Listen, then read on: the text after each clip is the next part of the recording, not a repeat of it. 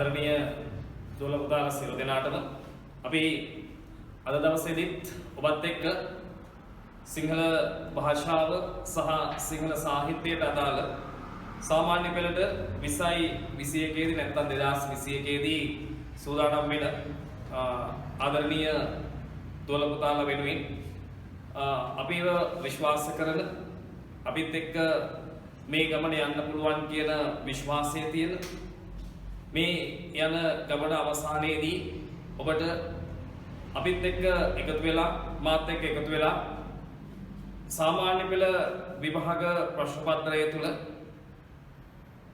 විශිෂ්ට ප්‍රතිඵලයක් ලැබී කියන විශ්වාසය කරන දරුවෝ සියලු දෙනාත් එක්කම අද දවසේ එකතු වෙලා සූදානම් වෙන්නේ සිංහල විෂය සම්බන්ධ සාමාන්‍ය පෙළ විභාගයේ වෙනුවෙන් තවත් පාඩම් ඒකකයක් නැත්නම් තවත් ප්‍රශ්න කිහිපයකට අදාළ පිළිතුරු ඔබත් එක්ක සාකච්ඡා කරන්න.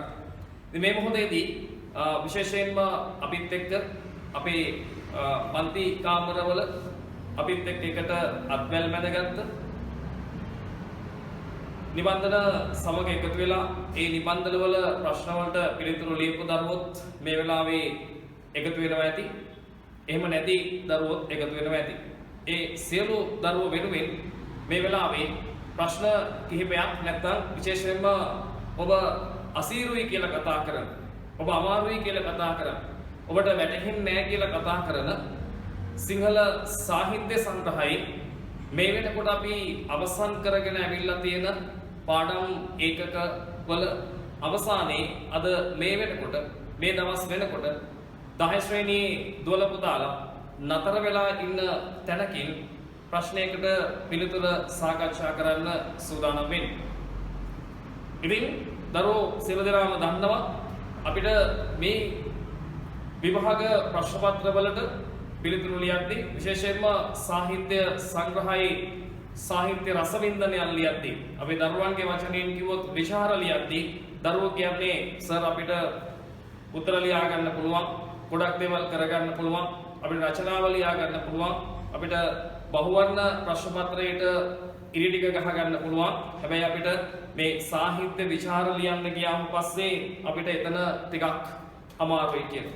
මම හිතන්නේ දරුවෝට ඒක අලුත් අත්දැකීමක්. ඔබ 9 පන්තියෙන් 10 ශ්‍රේණියට එනකොට ඒක 10 ශ්‍රේණියට දරුවන්ට ඒක අලුත් අත්දැකීමක්. ඒක අලුත් පේවරක් හින්දා තමයි මම හිතන්නේ දරුවන්ගෙන් ඒ වගේ වචන ඇහෙන්නේ. නමුත් පුතේ ඔබ මතක තියාගන්න එතන ඒ අමාරුයි අසීරුයි කියන වචනය අපි විසින් නිර්මාණය කරගත්ත, ඔබ විසින් ගොඩනගාගත්ත, මිනිස්සු විසින් කියන හින්දා අනිත් අයත් කියන වචනයක් මිස එතන එහෙම අමාරුයි අසීරුයි එහෙම ප්‍රශ්නයක් නැහැ. ඒ හින්දා මේ වෙලාවේදී අපි සූදානම් වෙනවා සාහිත්‍ය රසවින්දනයක් සම්බන්ධයෙන් ඔබත් එක්ක සාකච්ඡා කරන්න. දැන් අපේ පන්තිවල දරුවෝ මේ වෙලාවේ ඉන්නේ සිංහල සාහිත්‍ය සංග්‍රහයේ සතරකම් මන්ත්‍රණයෙන් අවසන් කරගෙන ඇවිල්ලා මේ වෙනකොට බැද්දේකම කියන පාඩම මේකකේ. ඉතින් මේ වෙනකොට ඒ පාඩමට සම්බන්ධ නිබන්ධනය ඔබේ ළඟ ඇති. නිබන්ධනය නැති දරුවෙක් ඉන්නවා නම් ඒ දරුවන්ට අපිට කතා කරලා ඔබට නිබන්ධනය අවශ්‍ය නම් ලබා ගන්න පුළුවන්කම තියෙනවා. එහෙම දරුවන්ට මේ වෙලාවේ නිබන්ධනය අතේ තිබ්බත් නැතත් ඔබට ඒ නිබන්ධනය ලබා ගන්න අවශ්‍ය නම් ලබා ගන්න පුළුවන්.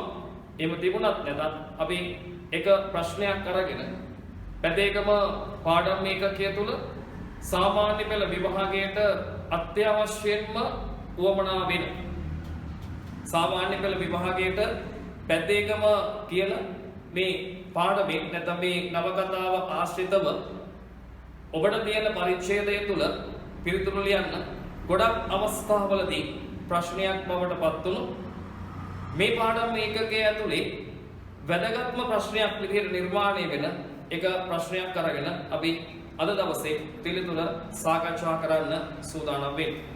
එතකොට ඔබ අපේ නිබන්ධනයේ ඇති දැන් මේ නිබන්ධනය තියෙන දරුවන්ට ඒ නිබන්ධනයේ තියෙන දරුවන්ට ඒ නිබන්ධනය ලබා ගන්න පුළුවන්. එහෙම නැති දරුවෙක් ඉන්නවා නම් ඔබට අපේ නිබන්ධනය ලබා ගන්න පුළුවන් අපිට කතා කරලා.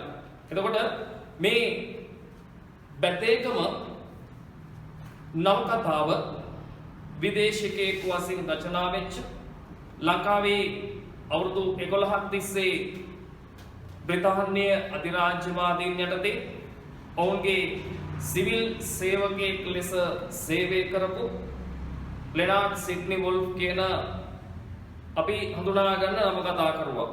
එහෙම නැත්නම් පරිපාලකයා රාජ්‍ය නිලධාරියා විසින් ඔහු ලබපු ජීවිතයේ විවිධ අත්දැකීම් පදනම් කරගෙන හම්බන්තොට දිස්ත්‍රික්කයේ ආශ්‍රිතව තමන්ගේ රැකියාව කරගෙන යද්දී පෞද්ගලිකව තමන් අත්විඳපු අත්දැකීම් පදනම් කරගෙන රචනා වෙච්ච නවකතාවක්. ලංකා ඉතිහාසයේ සම්භාවනාවට පාත්‍ර වෙච්ච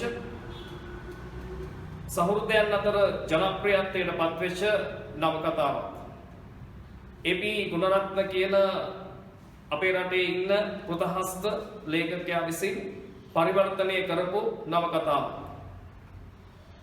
හුදකලා ගැමි පරිසරයක් පදනම් කරගෙන හතර වටින්ම වනාන්තරයෙන් වටවෙච්ච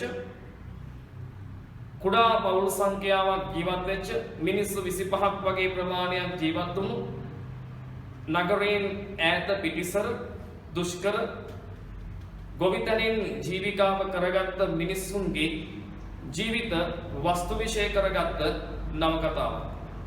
ඒ නවකතාව ඇතුලේ මිනිසුන්ගේ ජීවිතය, මිනිසුන්ගේ ආදරය, ඒ මිනිසුන්ගේ සංස්කෘතිය, ඒ මිනිසුන්ගේ දේශපාලනය, ඒ මිනිසුන්ගේ සමාජ ආගමික මේ පසුබිම මේ සියලු දේවල් විවරණය කරන්න වොල්ෆ් සමත් වෙනවා.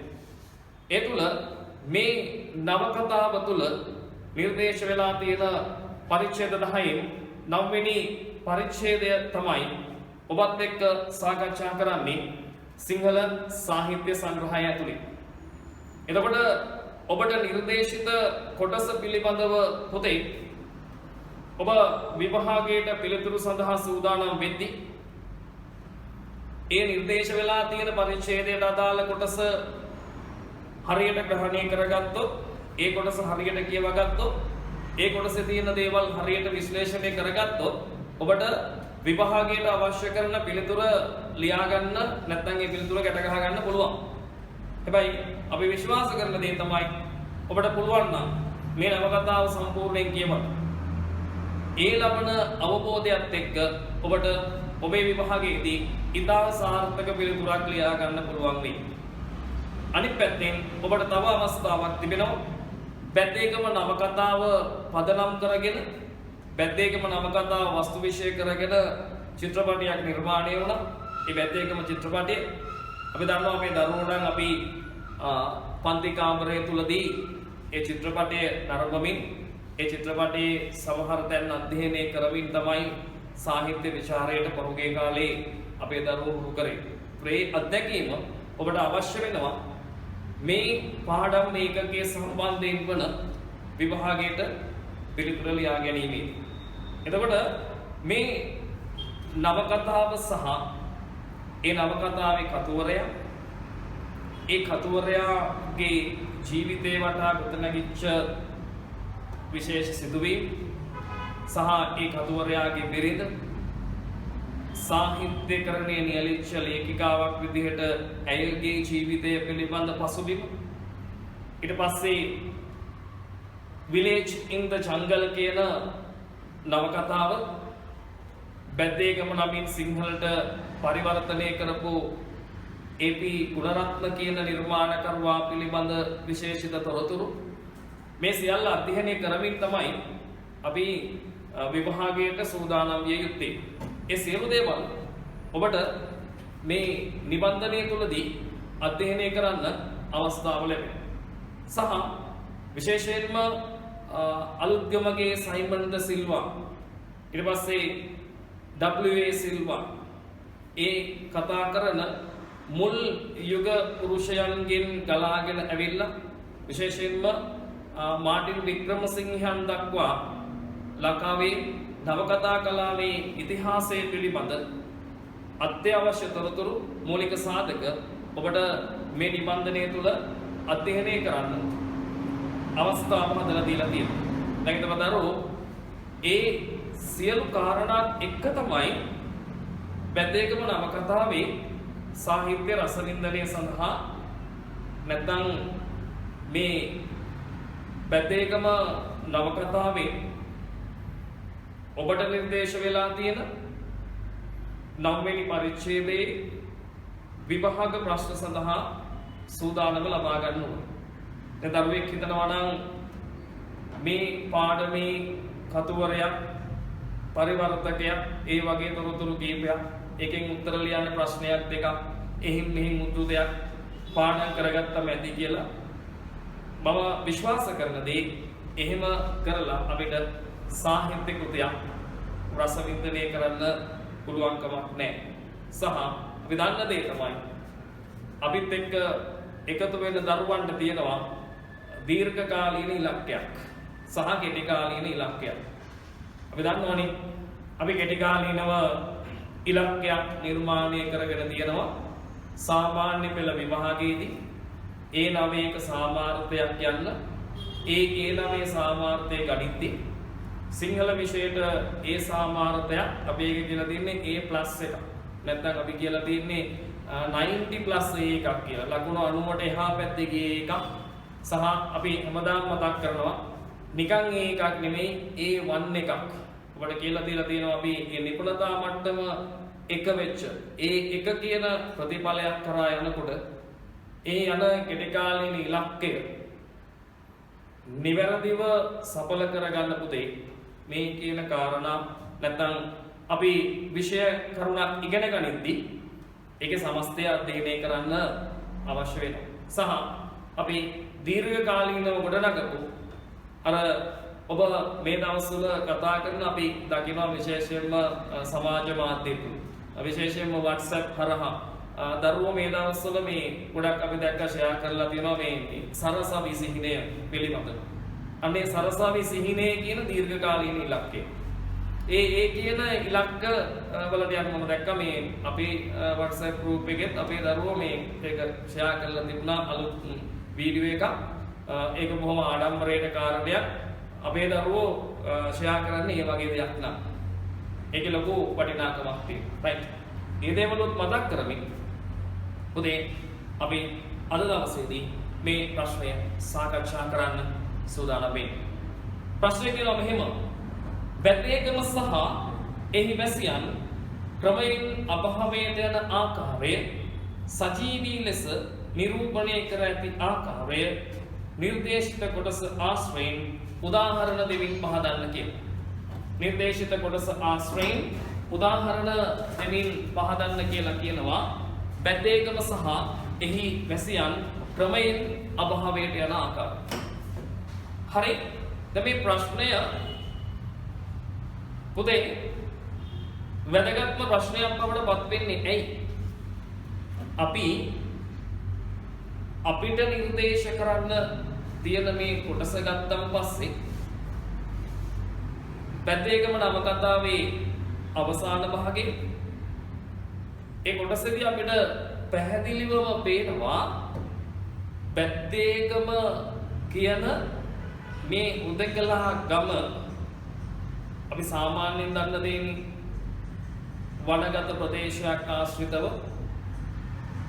උදකලාව ජනාවාසයක් ගොඩනැගුණට පස්සේ අපි ගොඩක් වෙලාවට දකින දේ තමයි ඒ ගම විසින් ඒ වනාන්තරය නැත්නම් ගම විසින් ඒ පැත්ත ආක්‍රමණය කරනවා. ගම විසින් වනාන්තරය ආක්‍රමණය කරනවා. ගම විසින් වනාන්තරය ගිල ගන්නවා. ඒ කියන්නේ ගම පුළුල් වෙනවා. අලුත් පවුල් නිර්මාණය වෙනවා. අලුතින් ගොඩනැගිලි තිබෙනවා. අලුතින් මන්මාවත් හැදෙනවා. මේ දේවලුත් එක්ක ගම පුළුල් වෙනවා. ගම විසින් වනාන්තරය ගිල ගන්නවා. සාමාන්‍යයෙන් අපිට තියෙන අත්දැකීමනේ අපි මිනිස්සු විදියට අපි ඒක ඕන තරම් අහලා දැකලා තියෙනවා. හැබැයි දැන් බැද්දේකම විශේෂ වෙන්නේ විශේෂයෙන්ම අපිට නිර්දේශිත පරිච්ඡේදය ඇතුලේ අපි කතා කරන කාරණේ මොකද වෙන්නේ? අර කිපු දෙයද සිද්ධ වෙන්නේ නැහැ. එතනදී අවසානයේට යනකොට අපි ඊටා හොඳින් අවබෝධ කරගන්නවා. අපි ඊටා හොඳින් තේරුම් ගන්නවා මේ පැත්ත විසින් ගම ගිල ගන්නවා. වනාන්තරයේ විසින් ගම ආක්‍රමණය කරනවා. වනාන්තරයේ විසින් ගම ආක්‍රමණය කරනවා. අවසානයේදී ගම සහ නැත්තම් මේ ගම් මැසියන් මේ ගමේ නිවාස නැත්නම් මේ සමස්තය ගත්තොත් මේ ගමේ සංස්කෘතිය මේ සියල්ල බැද්ද විසින් ආක්‍රමණය කරලා අවසානයේදී ගම සහ වනාන්තරය අතර ඇතිවන අරගලයේදී වනාන්තරය ආක්‍රමණිකයා ජයග්‍රහණය කරනවා.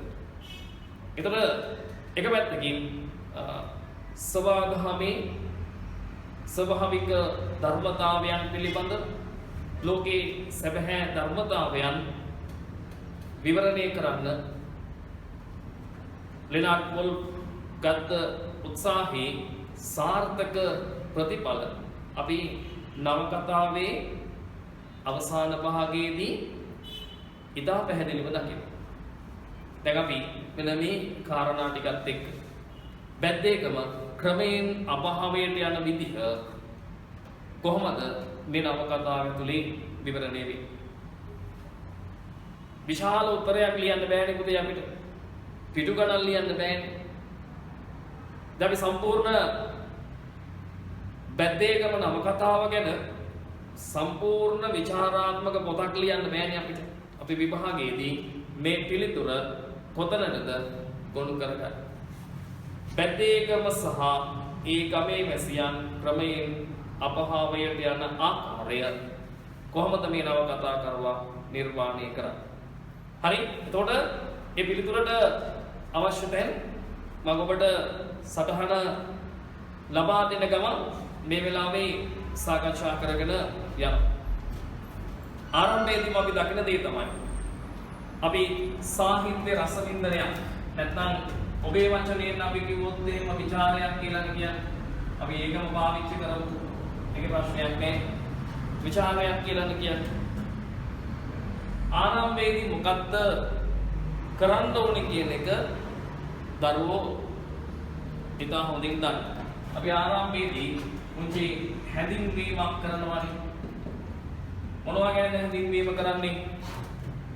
හැඳින්වීම කරන්නේ මාතෘකාව මූලික කරගෙන. මාතෘකාව පසුබිම් කරගෙන. දැන් අපි සමහර තැන්වලදී දකිනවා එහෙම ලියන්න ගත්තන් පස්සේ මේ හැඳින්වීම ලියන්න කියලා කිව්වම පස්සේ අවසානයේදී සාහිත්‍ය විචාරයේ උදාහරණ සහ පැහැදිලි කිරීම වලට වඩා දිගයි දරුවාගේ හැඳින්වීම.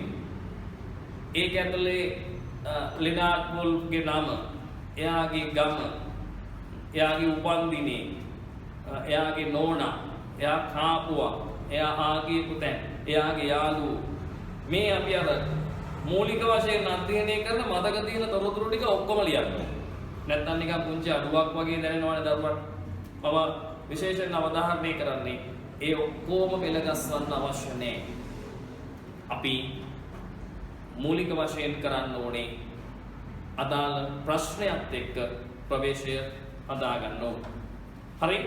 දැන් අපි දරුවන්ට මම ඒ නිබන්ධනේ දෙවෙනි ප්‍රශ්නයට අදාළ හැඳින්වීම දෙන්න ඔබට පුළුවන් සටහන් කරගන්න. හරි? දැන් මේ හැඳින්වීමක් ලියද්දී ඒ හැඳින්වීම හැමෝගෙම එක වගේ වෙන්න ඕනේ. හැමෝම එකම දේ ලියලා තියෙන්න ඕනේ. වෙනස් වෙනස් ඒවා ලියන්න බෑ. එහෙම කතන්දරයක් නැහැ. හැමෝගෙම උත්තරේ එක වගේ වෙන්නේ නැහැ. හැමෝගෙම අදහස් එක වගේ වෙන්නේ නැහැ. මේ එහෙනම් ඔබට ඔබේ අදහස් වලට ඉඩ කඩ දීලා මේක නිදහසේ ලියන්න පුළුවන්. මේ විදිහට ඔබට සටහන් කරගන්න පුළුවන්. බැද්දේගම යනු ලෙනාඩ් වොල්ෆ් නම්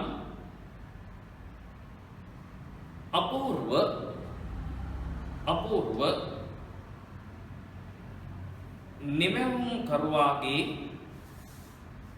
නිමැවුම් කරුවාගේ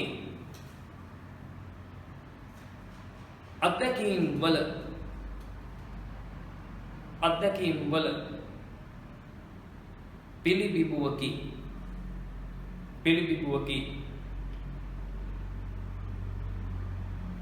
බැද්දේගම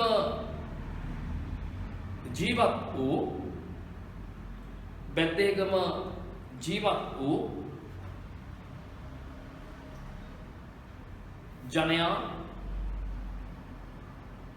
ගත කළේ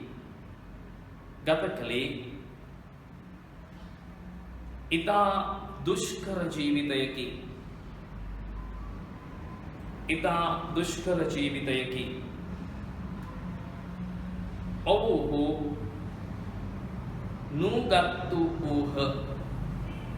ඔවුහු නූගත්තු වූහ. සමාජ දැන් මේ තැන්වල දරුවෝ අර එකට බැඳෙන පද හින්දා කමා දාලා ලියනවා කියන එක දරුවෝ දන්න. කමා දාලා ලියන්න ඕනේ නේ. එතකොට සමාජ ආර්ථික සෞඛ්‍ය ආදී සියලු අංශයන්ගෙන් පීඩාවටපත් වූ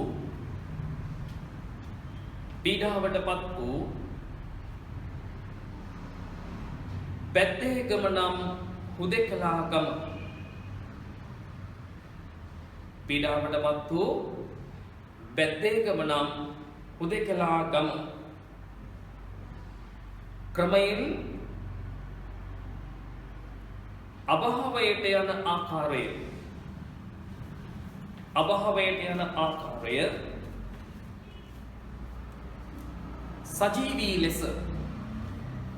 සජීවී ලෙස නිරූපිත අයුරු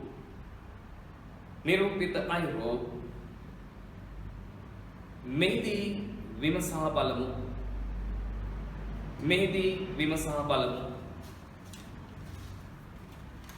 හරි.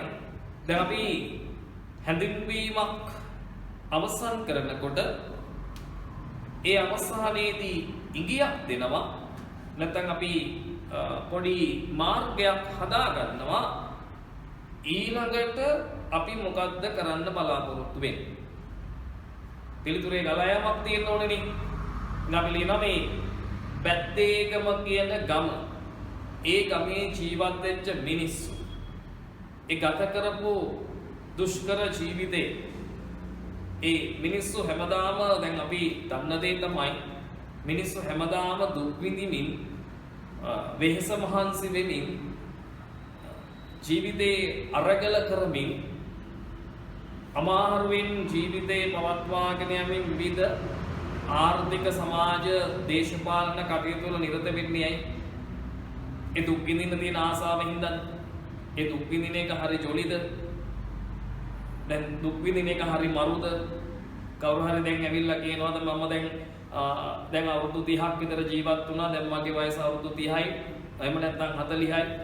දැන් මේ අවුරුදු 40ෙම මම දුක් විඳමින් ජීවත් වුණා. අමාරුවෙන් ජීවත් වුණේ. දැන් මගේ ජීවිතේ හරි මරු. ඒක නියමයි. දැන් එහෙම කියනවාද කවුරුවත්? දැන් කවුරුවත් එහෙම කැමතිද? නෑ. එහෙනම් මේ බැද්දේගම මිනිස්සු කැමතිද? නෑ. දැන් මේ මොකද්ද මේ කරන්නේ? ජීවත් වෙන්න අරගල කරනවා. දැන් මේ බැද්දේගම මිනිස්සු සබහා දහමත් එක්ක ලොකු පොරයක් අල්ලනවා. යාළුවා තියෙනවා මේ මේක ලොකු යුද්ධයක්. මේ ලොකු යුද්ධයක් කරන්නේ. ඇයි දැන් මේ කරන්නේ? එහෙම ඉන්න ආසින්දද? නෑ. අනාගතයේ සපවත් කර ගැනීමේ අරමුණින්. හෙට සැප විඳින්න අද දුක් විඳිනවා. හෙට කියන දවසේ ඉන්නේ නැතුව මිනිස්සු මැරලා යනවා. ඒ අරගලින් වැඩක් නැහැ කියන එක පැත්තකින් බැද්දේකම අවසානයේදී කතුවරයා කියන්න උත්සාහ කරනවා කියලා කෙනෙකුට හිතෙන්නත් පුළුවන්. හරි. දැන් කියනවා ලෙනාඩ් වොල්ෆ් නැමැති අපූර්ව නිර්මාණකරුවා. දැන් මුදේ මම මෙතන වචනයක් පාවිච්චි කරා මේ අපූර්ව නිර්මාණකරුවා. අපි සාහිත්‍යයේදී මේ අපූර්වත්වයේ අපූර්ව නිර්මාණය, ඔව් අපූර්ව නිර්මාණකරුවෙක් මේ කියන වචනේ පාවිච්චි කරනවා. හරි. අපි කියනවා ලෙනාඩ් වොල්ෆ් කියන්නේ අපූර්ව නිර්මාණකරුවෙක්. ඒතර එක දරුවෙක් එහෙම ලියනකොට තව කෙනෙක් ලියයි ලෙනාඩ් වොල්ෆ් කියන ප්‍රතිභාපූර්ණ නිර්මාණකරුවා. එහෙම පාවිච්චි කරනවා. ඒ එකම අදහස තමයි කියන්න උත්සාහ කරන්නේ. එතකොට මේ අපූර්ව කියන වචනේ ඇවිල්ලා තියෙන දැන් පූර්ව කියන එකේ අදහස වදන්නා පූර්ව කියන්නේ පෙර. කලින් ඉස්සර වෙනවා. කියන කලින් අපි අත්දැකලා තියෙනවා. පූර්ව කියන එක විරුද්ධාර්ථය දෙනවා යන්න දාලා අපූර්ව. පෙර විඳපු නැති. පෙර හමු නොවෙච්ච. මිට කලින් අධ්‍යයනය කරපු නැති සාහිත්‍ය රසයක් අත්දැකීම් ගොඩක් අධ්‍යයනය කරනකොට අපි කියනවා එතන අපූර්වත්වයේ තියෙනවා. හරි. දැන් අපි හැඳින්වීම මේ විදිහට හදාගත්තට පස්සේ ඒ හැඳින්වීමක් ලියාගත්තට පස්සේ දරුවෝ දන්න දේ තමයි ඊළඟට පුතේ මොකද්ද කරන්නේ? හැඳින්වීමෙන් පස්සේ මේ ප්‍රශ්නයට ගැළපෙන උදාහරණ එකතු කරමින් උදාහරණය ප්‍රශ්නයට අනුව පැහැදිලි කරමින් පිළිතුර ගොනු කරන්න ඕනේ නේ. දැන් අපිට පාඩම් 3ක් 4ක් අධ්‍යයනය කළා මේ අත්දැකීම දැන් අපි හැමෝටම තියෙනවා. දැන් ලියන්න අමාරුවක් නෑ. හරි. ඊළඟ ඡේදය තුල මෙහිම සටහන් කරා. මේ ඡේද වෙන් කිරීම වැදගත්. කතුවරයා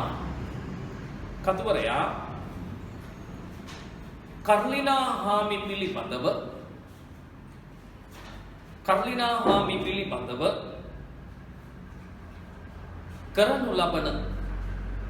කරනු ලබන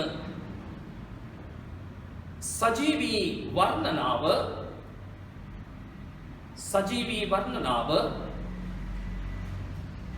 බැද්දේකම ක්‍රමයෙන් අභාවයට යෑම මනවින් සංකේත කරන අවස්ථාවකි. මනවින් සංකේත කරන අවස්ථාවකි. මේ වර්ණනාව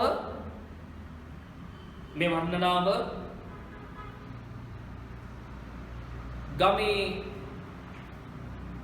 අන් ගැහැණුන් වෙතද ඒ කියන්නේ අනෙක් කාන්තාව සම්බන්ධයෙන් කියන එක.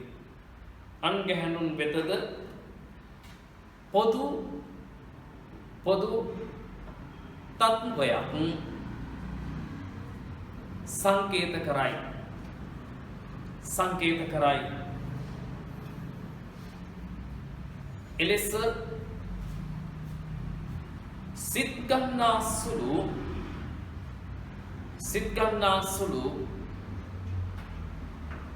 වර්ණනාවක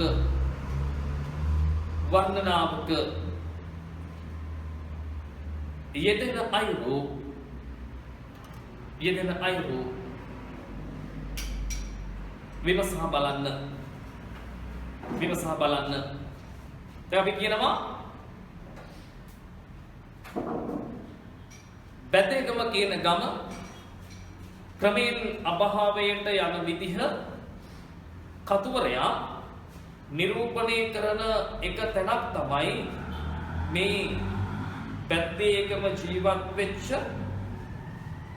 බැද්දේකම ප්‍රධාන චරිතත් එක්ක උරෙනුර ගැටිච්ච කර්ලිනා හාමිගේ චරිතය.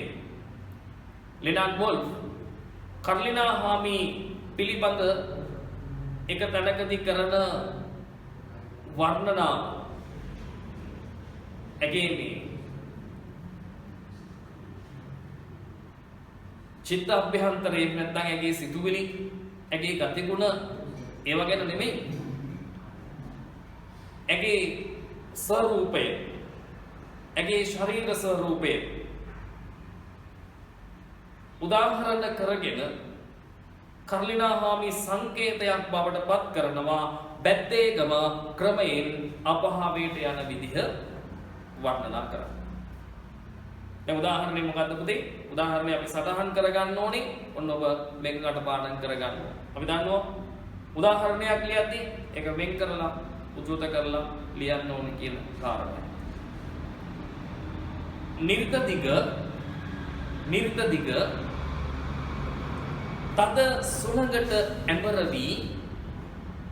තද සුළඟට ඇඹර වී නිර්ත දිග තද සුළඟට ඇඹර වී ඇටුවන් බැහි ගිය ගහක් මෙන්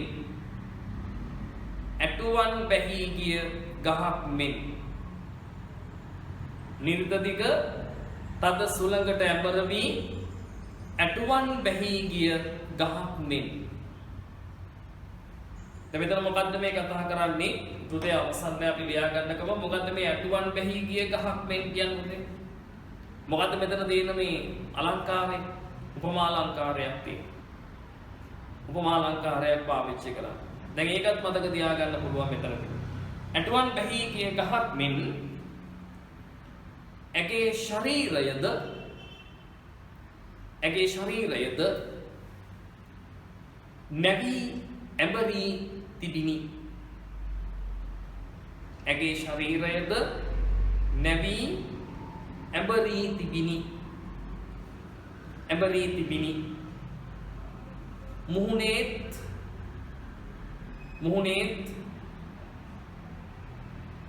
සිහින්ව ගිය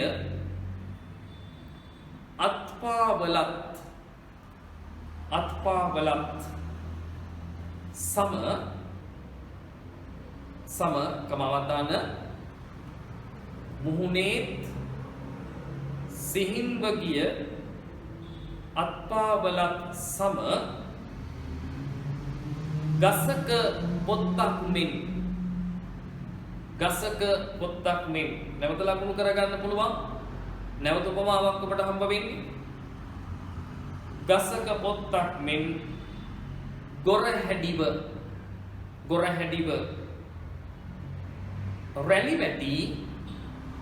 රැලි වැටි ඇට යට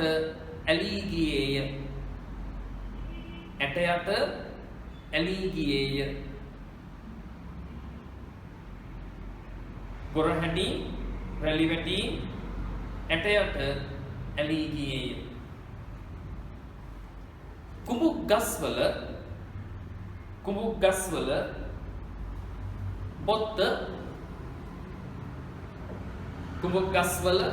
පොත්ත තනින් තන ඉගිලි.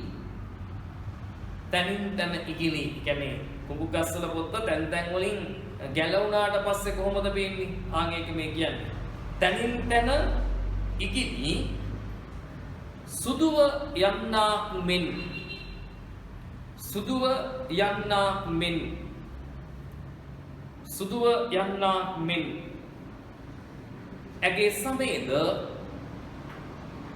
ඇගේ සමේද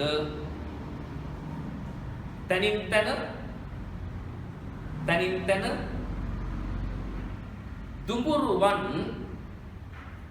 දුඹුරුවන්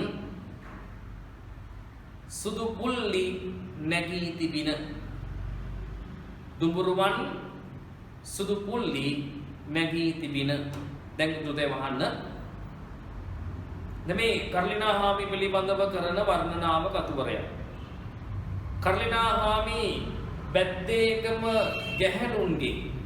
බැද්දේකම මිනිස්සුන්ගේ වැහැරීම, වියකීම, අභාවයට යෑම, ඒ සමස්තය නැත්නම් ඒ සමස්ත කාන්තා පරපුර නැත්නම් මේ ගමේ ජීවත් වෙච්ච සමස්ත මිනිස්සුන්ගේ ජීවිත අභාවයට යන විදිහ වර්ණනාවට ලක් කර නැත්නම් ඒ පිළිබඳව අපිට අධ්‍යයනය කරගත හැකි එක ප්‍රබල සංකේතයක්. ඒ සංකේතය හරි අපූර්වට කතුවරයා පාවිච්චි කරනවා.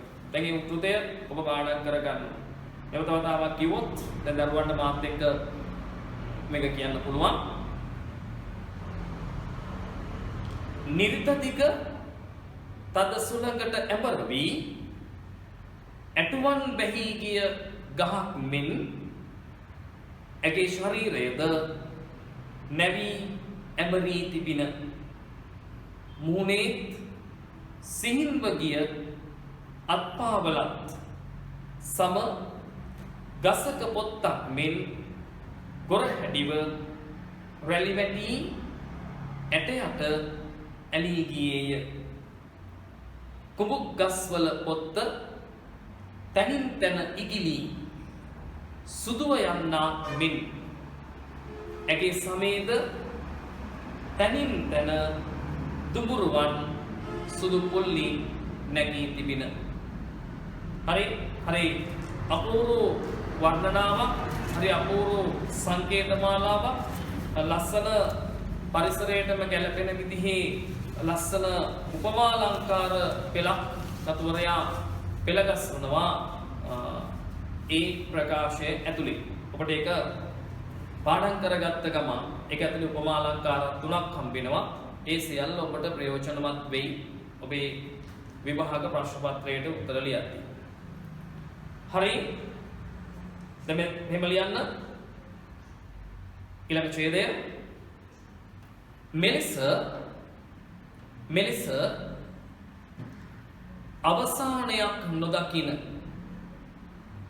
මෙලෙස අවසානයක් නොදකින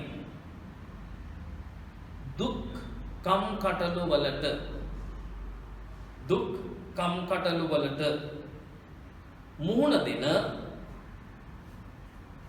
මුහුණ දෙන බැද්දේගම ගැමියාගේ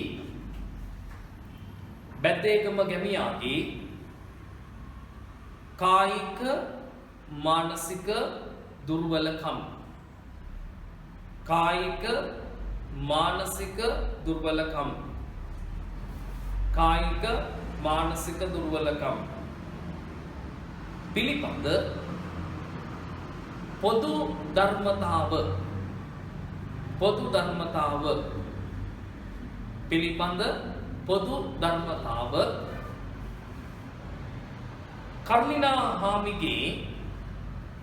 කර්ලිනා හාමිගේ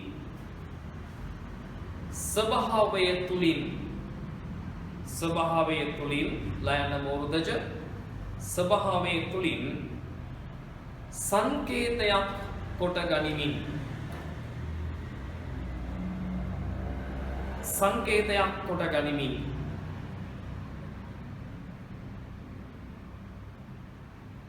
බැද්දේකම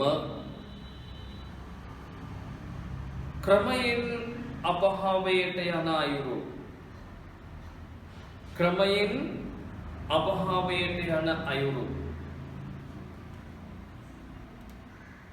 නිරූපණය කරන අයුරු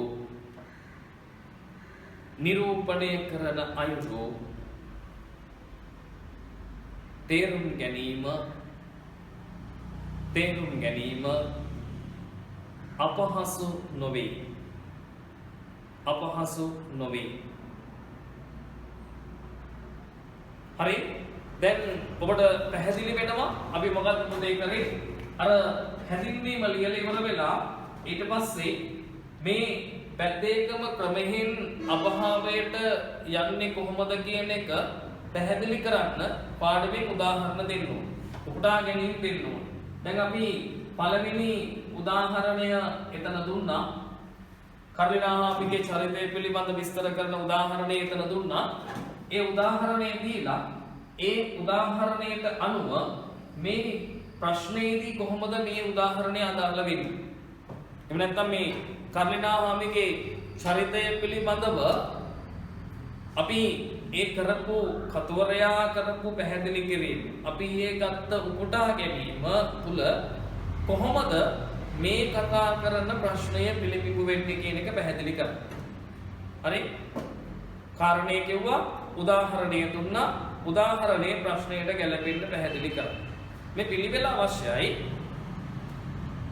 ඔබ ලියන පිළිතුරක් ඇතුලේ හරි දැන් යන්නේ ඊළඟ ඡේදයට දැන් ඊළඟ ඡේදයේදී අපි දෙවෙනි උදාහරණය පැහැදිලි කරලා දෙමු ඊළඟ ඡේදයේදී අපි දෙවෙනි උදාහරණය පැහැදිලි කරලා දෙනවා මේ කියන බැද්දේකම ක්‍රමයෙන් අභාවයට යන ආකාරය විස්තර කරන්න සුදුසු තව උදාහරණයක් කාරණේ පැහැදිලි කරනවා උදාහරණය දෙනවා උදාහරණය ප්‍රශ්නයට අනුව ගලපන හරි ඊළඟ ඡේදය තුල මෙහෙම ලියන්න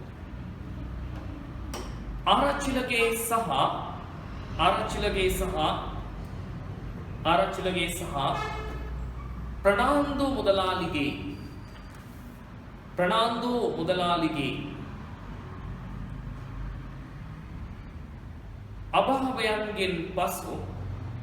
අභාවයන්ගෙන් පසු සිලිඳු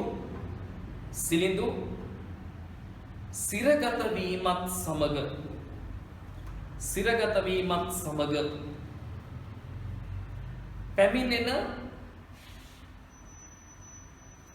කාල සමය තුල ලයන මෝරදජ කාල සමය තුල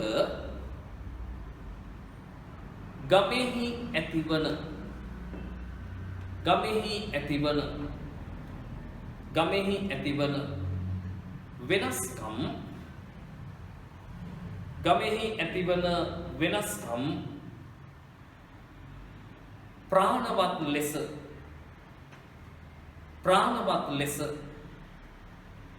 ප්‍රාණවත් ලෙස චිත්‍රණය කරන කතුවරයා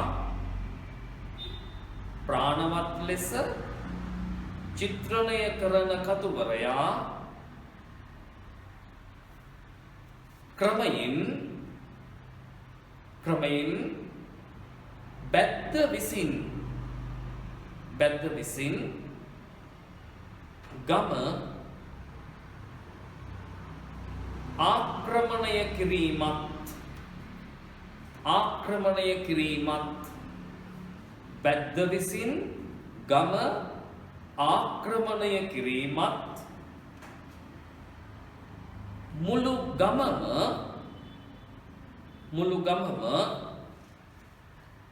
ක්‍රමයෙන්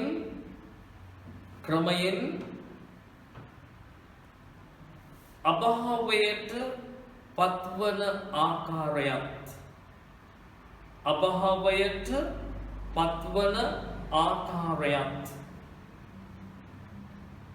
වර්ණනා කරන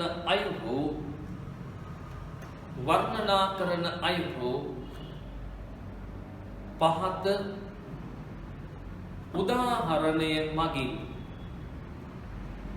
පහත උදාහරණය මගින් පැහැදිලි කළ හැක. දැන් අපි මොකද්ද කරේ? දෙවෙනියට උදාහරණය දක්වන්න කලින් ප්‍රශ්නයට අනුව අපි කිව්වා දැන් කොතනින්ද දැන් ඊළඟ කාරණය මොකද්ද? අපි දන්නවා ආරච්චිල මේ ගමේ හිටපු ගම්පුලාදානිය ගමේ ප්‍රධානියක් බබේහාමි ආරච්චිල සහ ප්‍රනාන්දු මුදලාලි කියන දෙන්නා සිරිඳු විසින් වෙඩි තබා මරා දානවා. සිරිඳු මේ ගමේ සුවිශේෂම චරිතය සිරිඳු විසින් වෙඩි තබා මරා දානවා. අපිට කතාව කියවගෙන යද්දී පැහැදිලි වෙනවා ඇයි සිරිඳු විසින් මේ දෙන්නට වෙඩි දීලා මරලා දැම්මේ කියලා. ඊට පස්සේ ආරච්චිල මේ ඈමත් එක්ක ආරච්චිලගේ බිරිඳ නැන්චුහාමි තමන්ගේ දරුවොත් අරගෙන තමන්ගේ උපන් ගමට යනවා. ආරච්චිලගේ ගෙදරට නැවත කවුරුත් පදිංචියට එන්නේ නැහැ. සිරිඳු හිරේට නියම වෙනවා. එක පැත්තකින් පුංචි මණිකා තනි වෙනවා. දැන් මේ බැතේගම කේතනීය අවසානයේ කූට ප්‍රාප්තිය සිද්ධ වෙන තැන අතිශය සුවිශේෂ හැරවුම් ලක්ෂයක් නිර්මාණය කරන තැන තමයි මේ මෙතන. මේ ප්‍රනාන්දු මුදලාලිට සහ ආරච්චිලට වෙඩි තියලා මේ මරලා දානවා. ඊට කලින් බබුන් හිරේට යෑම සිද්ධ වෙනවා. එහෙම මේ එක්තරා විදිහක මේ පරිහානියට පත්වන සිදුවීම් පෙළක් එක දිගට සිද්ධ වෙනවා. හිමියාමි අර වයසක වෙදරාල විසින් විවාහ කරගන්නවා. දවස් දෙක තුනකින් මේ විවාහය නැති වෙලා ඒ ගෙදර එනවා. ඊට පස්සේ ගමේ මිනිස්සුන්ගෙන් පහර කාලා හිමියාමි මේ යනවා. සිරිඳුට කලින් බබුන් හිරේට නියම වෙනවා. ප්‍රනාන්දු මුදලාලි පිටින් ගමට ඇවිල්ලා පදිංචි වෙනවා. පුංචි මණිකාගේ ජීවිතය පිළිබඳ ඔහු තීරණාත්මක සාධකයක් වෙනවා. ඊට පස්සේ සිලිඳු හිරේට නියම වෙනවා. ආරච්චිල මේ යනවා. ප්‍රනාන්දු මුදලාලි මේ යනවා. එක සිද්ධි දාමයන් ටිකක් අපිට අපේ 9 වෙනි පරිච්ඡේදය ඇතුලේ හම්බ වෙනවා.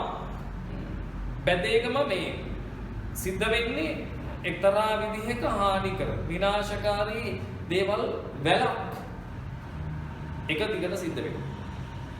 දැන් මේ ආරච්චිලගේ මේ යෑමත් එක්ක ආරච්චිලගේ නිවසට දැන් ආරච්චිලගේ නිවස විශේෂයිනේ මෙතන. ඇයි? දැන් මේ ගමේ තියෙන්නේ කටුමැටි ගහපු මාන එහෙම නැත්නම් පිදුරු සෙවිලි කරපු පොළොවට ගමු මැටි ගහපු ඒක තමයි එයාලගේ මේ මාලිගා නිවහන එයාලගේ පැලස් එක. එතකොට මේ ගමේ හැම ගයක් මෙහෙම තියෙද්දි වහලෙට උළු සෙවිලි කරපු බිත්ති වලට හුණු පිරියම් කරපු සුවිශේෂම වැදගත්ම ගේ තමයි ආරච්චිලගේ ගෙදර. දැන් මේ ගමේ තිබිච්ච වටිනාම ගෙදර කිව්වත් වැරදි නෑනේ. ඒ ගමේ වටිනාම ගෙදරට මොකද්ද සිද්ධ වෙන්නේ?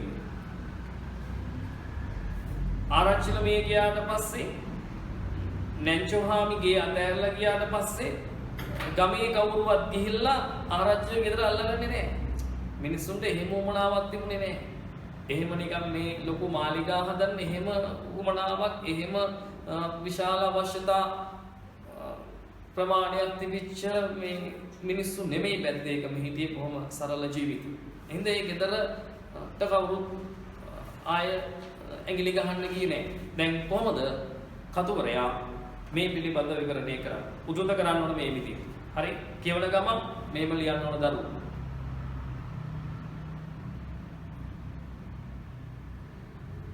එය කුඩා ගමකි. එය කුඩා ගමකි. ක්‍රමයෙන් පිරිහි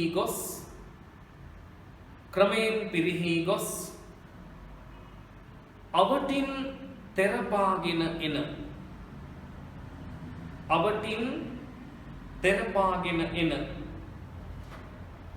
මහ බැද්දට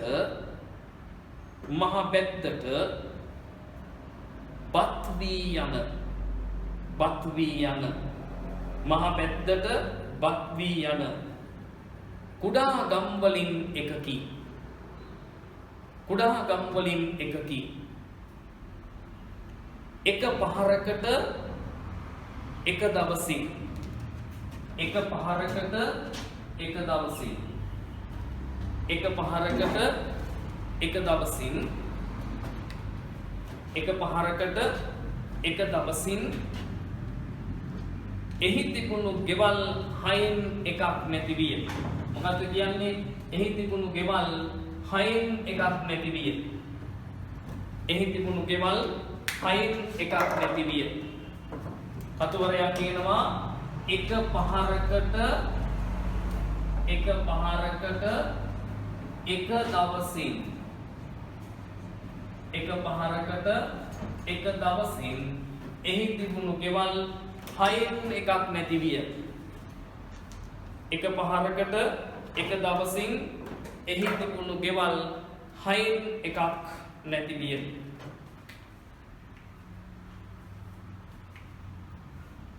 විසිපස් දෙනෙකු වූ පිරිසෙන්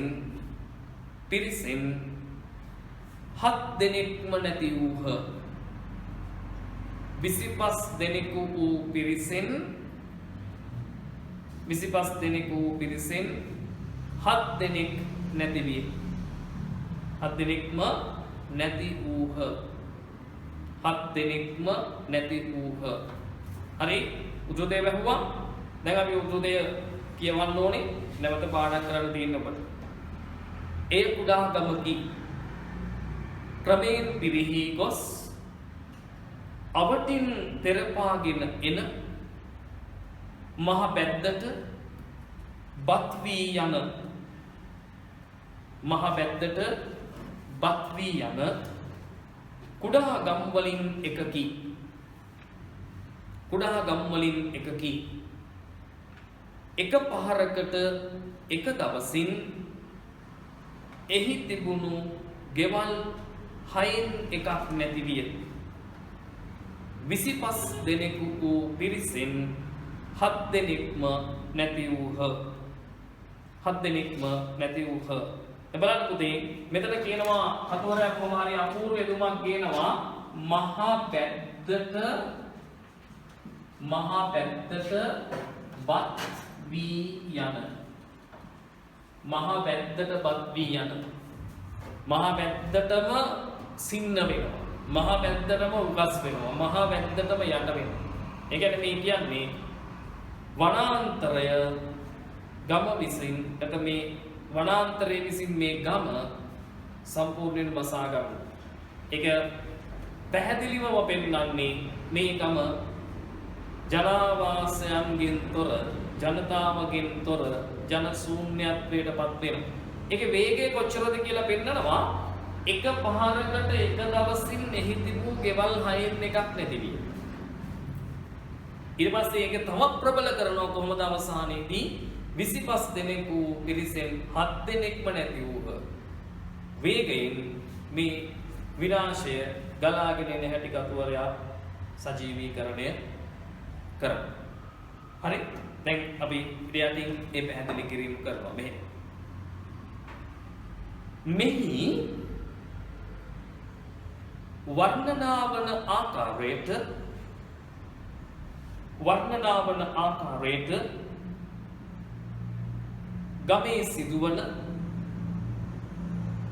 ගමේ සිදුවන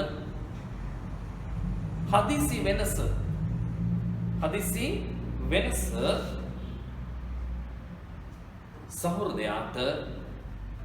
සහෘදයාට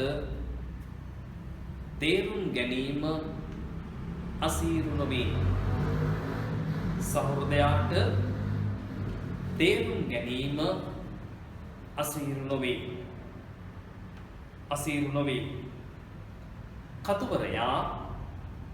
කතුවරයා කමාවක් දානවා දාලා උද්දෘත කරලා ලියන්නේ. අර උද්දෘතයෙන් උපුටාගත්ත කොටසක් දැන් මේ අපි පැහැදිලි කිරීමට ගන්න යන්නේ. හින්දා ඒකත් උද්දෘත කරලා ලියන්නේ. කතුවරයා මහ බැද්දට බත් වී යන. උද්දෘත ඇතුලේ මහ බැද්දට බත් වී යන. උද්දෘතේ වැහුවා ආදී ප්‍රබල යෙදුම්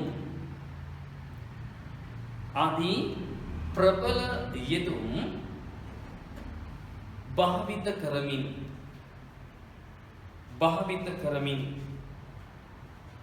මේ තත්වය කුළු ගන්වයි. එතෙන්ට මුද්‍රිත කරා නැවත එක පහරකට එක දවසින්. එතෙන්ට මුද්‍රිත කරලා ලියන්නේ එක පහරකට එක දවසින්. යන යෙදුම ගම ක්‍රමයෙන් අභාවයට යන. ගම ක්‍රමයෙන් අභාවයට යන.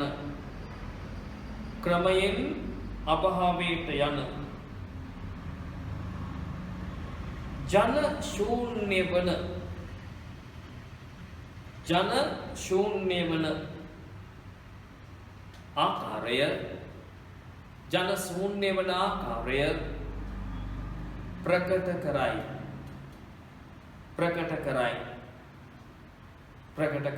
දැන් අපි ඊළඟ උදාහරණයට කලින් අපි පැහැදිලි කිරීම කරා උදාහරණය දැම්ම උදාහරණය ඇතුලේ කොහොමද මේ ගම ක්‍රමයෙන් අභාවයට යන්නේ කියන එක උදාහරණය ආශ්‍රයෙන් පැහැදිලි කරා. දැන් එතනදී ඒ අපි උදාහරණ කරපු නිදසුන් කරපු කොටසේ තියෙන මේ කියන ප්‍රශ්නයට ප්‍රබල විදිහට බලපෑම් කරන යෙදුම් ටිකත් අරගෙන තමයි පැහැදිලි කිරීම කරේ.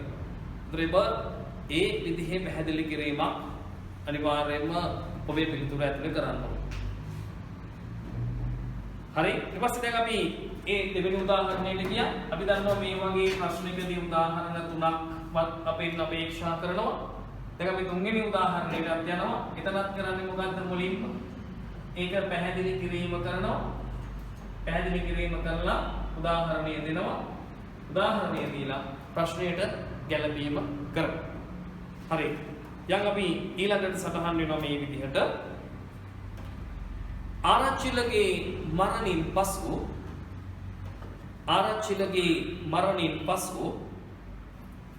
නැංචුහාමි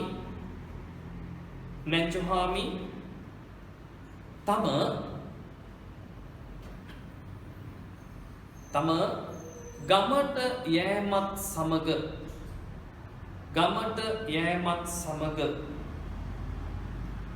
අතහැර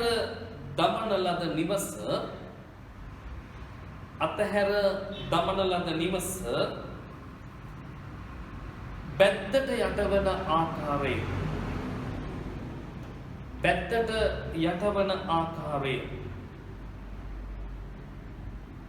විවරණය කරන අයුරු බලන්න.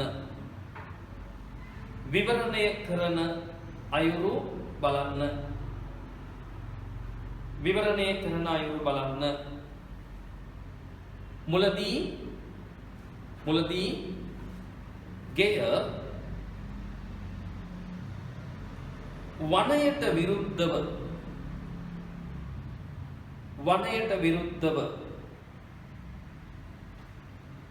අරගලයක යෙදෙන බව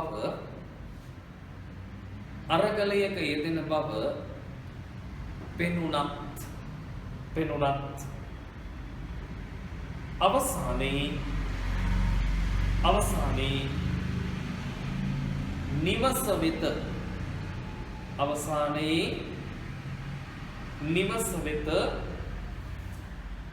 වනයේ ආධිපත්‍ය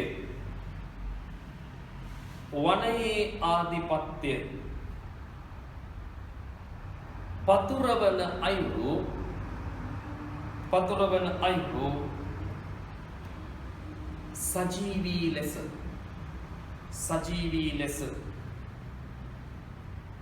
විවරණය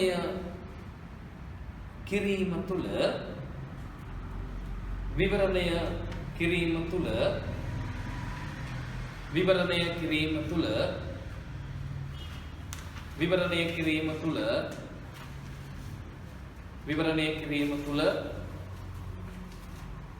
බැද්දේකම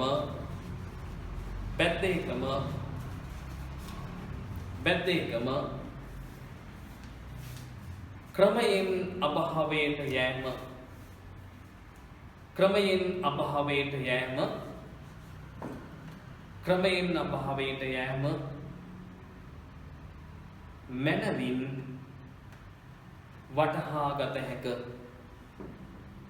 මනවින් වටහාගත හැක. දැන් බැද්දේකම කියන ගම ක්‍රමයෙන් අභාවයට යන විදිහ ගැන කියන්න පළවෙනි උදාහරණය තුල අපි කර්ලිනා හාමිගේ චරිතය ගත්තා. කර්ලිනා හාමිගේ චරිතය අරගෙන අපි කර්ලිනා හාමිගේ චරිතය තුල කොහොමද මේ බැද්දේකම ක්‍රමයෙන් අභාවයට යන්නේ? අපි මුලින්ම පළවෙනි උදාහරණය තුල කර්ලිනා හාමි පිළිබඳ පැහැදිලි කිරීම ගත්තා. අරගෙන කිව්වා කොහොමද මේ චරිතය ඔස්සේ බැද්දේකම ක්‍රමයෙන් අභාවයට යන ආකාරය නිරූපණය කරන්න කියලා පැහැදිලි කරා. ඊපස්සේ දෙවෙනි උදාහරණය ගත්තා. දෙවෙනි උදාහරණය තුල ආරච්චිලගේ මරණයෙන් පස්සේ ප්‍රනාත් මුදලාලිගේ මරණයෙන් පස්සේ සිලිඳු සිරගත වීමත් එක්ක කොහොමද මේ කියන ගම ඊට පස්සේ ක්‍රමයෙන් පිරිහෙන්නේ කියන එක ගැන කතා කරා. ගමේ විශේෂයෙන්ම භෞතික සාධක සහ ඊළඟ මානව සාධක කියන දෙකම භෞතික සහ මානව සාධක කියන දෙකම කොහොමද විනාශයටපත් වෙන්නේ? නිවාස විනාශයටපත් වෙනවා. නිවාස බැද්ද විසින් වසා ගන්නවා. ඊට පස්සේ මිනිස්සුන්ගේ පිරිහි යෑම එක දවසකට එකපාරින් 6න් එකක් ගෙවල් නැති වෙනවා කියනවා. ඒත් එක්කම කියනවා හිටපු 25 දෙනාගෙන් 7 දෙනෙක්ම නැති වෙනවා කියලා කියනවා. මේ භෞතික සහ මානව සාධක වල විනාශ වෙනවා. ඊට පස්සේ අපි තුන්වෙනි උදාහරණය මෙතන එක්තරා විදිහක කර්ලිනා හාමිගේ චරිතය ප්‍රබල සංකේතයක් වෙනවා. ඒ වගේම අපි ඊළඟ උදාහරණය තුල මේ කතා කරපු කාරණයක් ප්‍රබල සංකේතයක් වෙනවා. මොකක්ද ඒ කාරණය? මේ ආරච්චිලගේ නිවස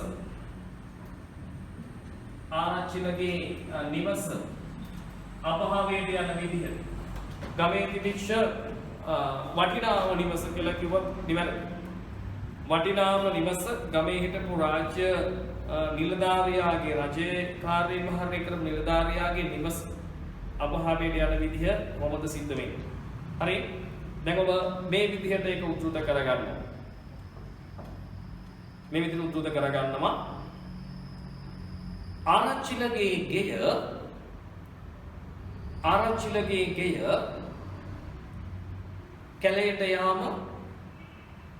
කැලයට යාම කමා කැලය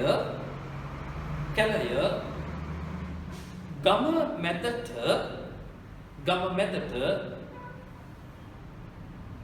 කඩා පැනීමක් මෙන් වී. ගම මැදට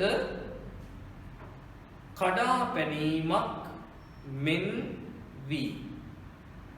කඩා පැනීමක් මෙන් වී. මීට පෙර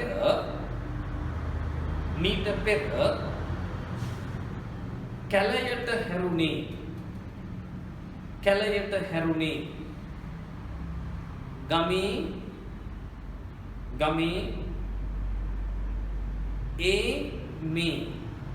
මේ වචන දෙකක් විදිහට ලියන්නේ. ඒ පැත්තේ සහ මේ පැත්තේ කියන්නේ ගමේ මායිමේ තිබුණු කියන අදහස.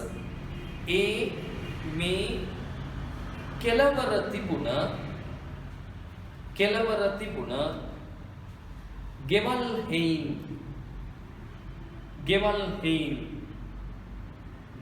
හේයින් ගම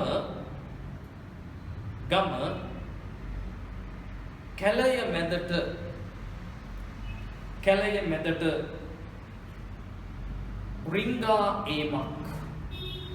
රිංගා ඒමක්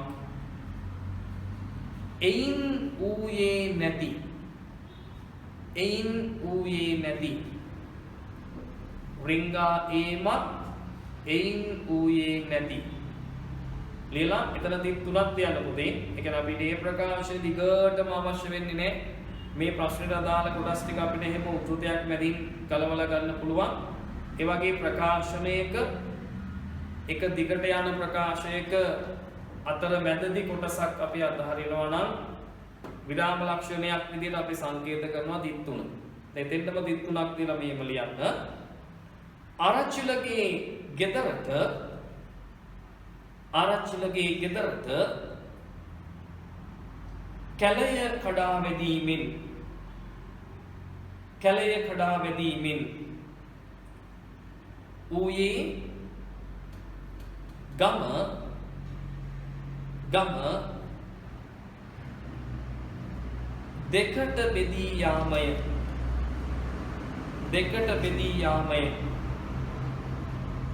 දෙකට බෙදී යාමය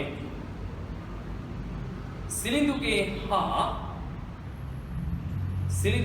හා බස්තියන්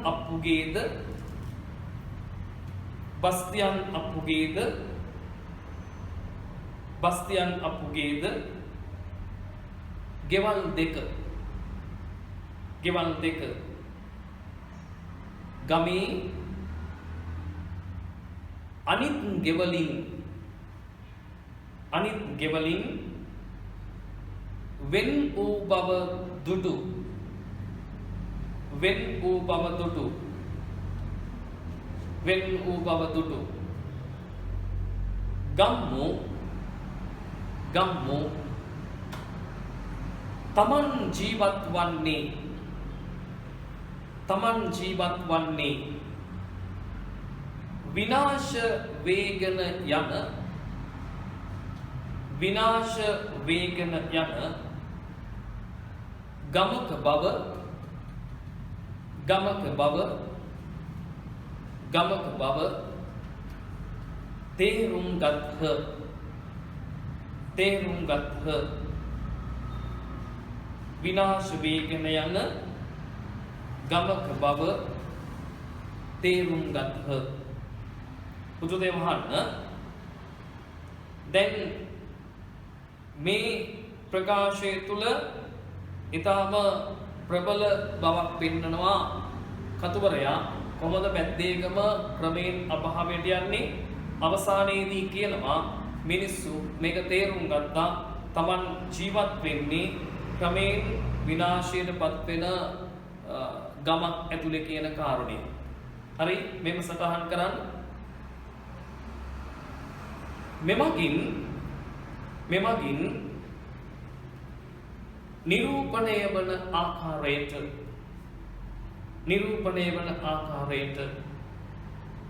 සහ ඉහතින් සඳහන් කළ ආරච්චිලගේ නිවස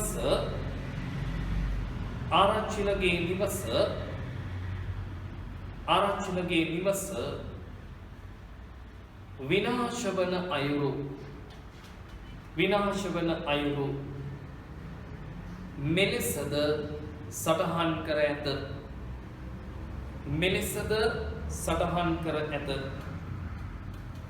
මෙලෙසද සටහන් කර ඇත.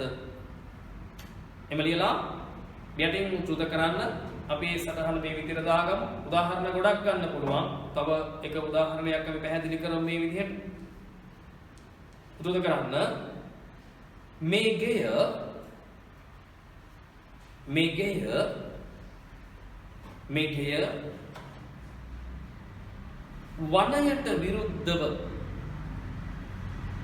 වනයට විරුද්ධව දිග සටනක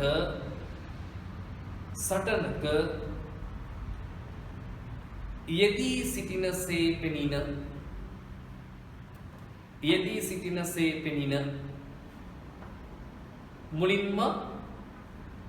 මුලින්ම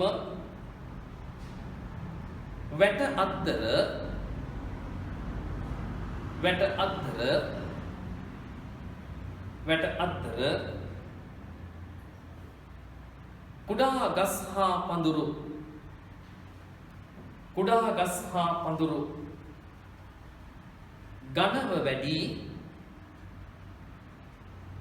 ඝනව වැඩි වැට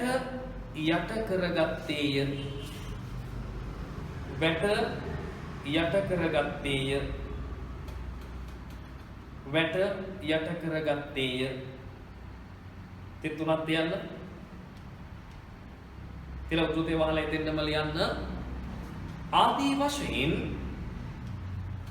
වශයෙන් ආරච්චිලගේ නිවස බැද්ද විසින්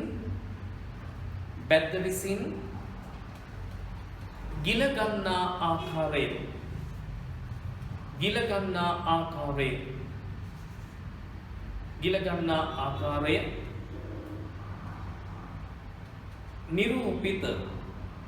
නිරූපිත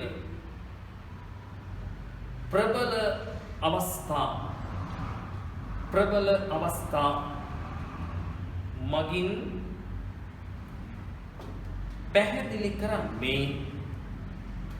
පැහැදිලි කරන්නේ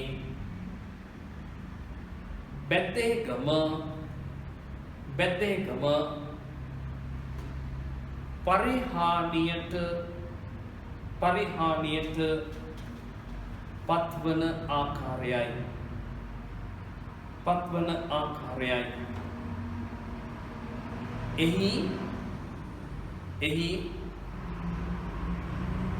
එහි ප්‍රබලත්වය මෙසේ දක්වයි. දැන් මේ විදිහට දරුවන්ට උදාහරණ ඕනෑ තරම් ලියන්න පුළුවන් බැද්දේකම අභාවයට යන ආකාරය මේ වගේ උදාහරණ ගණනාවක් හම්බ වෙනවා. දැන් මේ මුළු පරිච්ඡේදයේ තියෙන අපේ පාඩමේ තියෙන සියලු දේවල් මෙතන මේ විදිහට එකිනෙක 3 4 5 විදිහට පැහැදිලි කරන්න බෑ. ඒ නිසා අපි එතනදී අපි සීමිත උදාහරණ කීපයක් ගන්නවා. මේ උදාහරණ වලට අමතරව වෙන උදාහරණ දරුවන්ට පාඩමේ තියෙන තැන් වලින් උදාහරණ විදිහට දාන්න පුළුවන්. ප්‍රශ්නයක් නැහැ. ඒ ප්‍රශ්නෙට අදාළ ඕන තැනකින් ඔබට ඒ පැහැදිලි කිරීම කරන්න පුළුවන්. ඒකට බාධාවක් නැහැ. හරි. අපි පිළිතුර ගොඩාක් විභාගෙට දික්කස්සන්නත් බෑ. අත්‍යවශ්‍ය කාරණා නොලියා ඉන්නත් බෑ. හරි. ඊපස්සේ අපි මේ පැහැදිලි කිරීම තුළ දෙයටින් ඡේදය තුළ ඔබ මෙහෙම ලියන්න. බැද්දේකම ගම හා ජන ජීවිතය. බැද්දේකම ගම හා ජන ජීවිතය ක්‍රමික වියකී යෑමකට ලක්වන අයුරු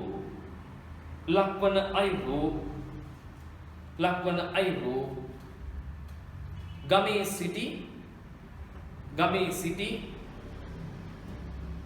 සිටි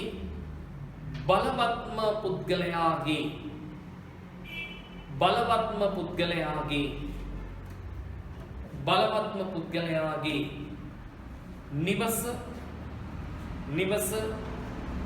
නිවස අභාවයට යෑම සංකේතයක් කොටගෙන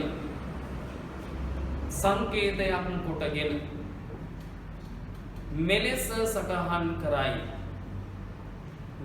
සටහන් කරයි. අපි එතන මේ වගේ උදාහරණයක් ගන්න පුළුවන්. දරුවන්ට මේ උදාහරණෙත් මේ විදිහට සටහන් කර ගන්න පුළුවන්. උචුද කරලා. බිත්ති අතර කැලය වැඩි. ගම ඔබාගත්තින් සරල විවහාරය ගම ඔබාගත්තින් බිත්ති බිඳ වැටි වහල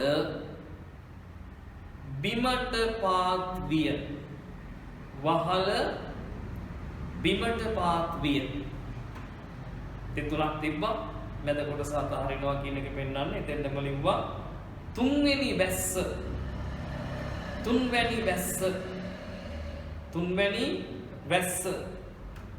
අවසානයේදී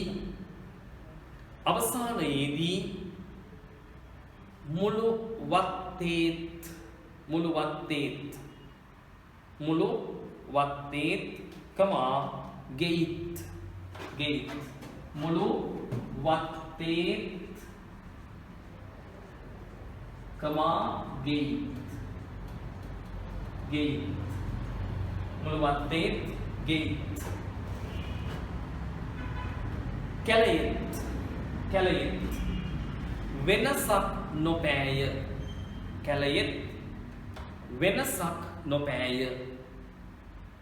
වෙනසක් නොපෑය. හරි. අපි උදාහරණ කරා. ඒ උදාහරණ බුද්ධෝදය දැන් වහන්න. මේ විදිහට උදාහරණ ගණනාවක් ගන්න පුළුවන්. මේ හැම උදාහරණයක් ඇතුළේම ඔබට පේනවා බැද්දේකම පුනරුදයක්. නැත්නම් බැද්දේකම විප්ලවයක්. නැත්නම් බැද්දේකම පිබිදීමක් ගැන නෙවෙයි කතා කරන්නේ. බැද්දේකම පරිහානියටපත් වෙන විදිය. එක අංශවල.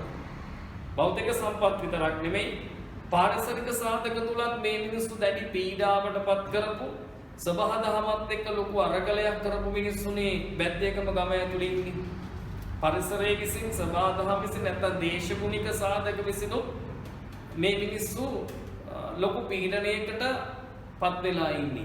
ජීවත් වෙන්න සබාධමත් එක්ක ලොකු අරගලයක් කරන මිනිස්සු. වනයෙන් වට වෙලා තිබ්බට වනාන්තරයෙන් උපයා සපයා ගන්න පුළුවන් දේවල් මේ මිනිසුන්ට සීමිතයි. අපි දකිනවා වැද්දේකම පරිසරය අපි චිත්‍ර රූපය නිර්මාණය කරගන්නකොට කොළ පාටට වැඩිය දුඹුරු පාට තියෙනවා. පරිසරයක් අපි දකින්නේ කොළ පැහැති සුන්දර ශාස්ත්‍රීය පරිසරයක් නෙමෙයි. ශුෂ්ක දේශගුණික සාධක වලින් ග්‍රහණය වෙච්ච දේශගුණික සාධක විසින් පීඩාවට පත් කරපු පරිසරයක්. ඒ තුල ඔවුන්ගේ පීඩනය තමයි හැමතැනම පෙන්නන්නේ. හරි. දැන් යටින් මෙහෙම ලියන්න අපි අවසන් කරන්න. මේ ආකාරයට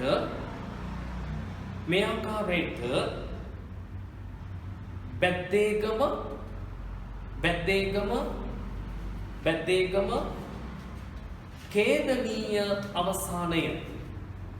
ඛේදනීය අවසානය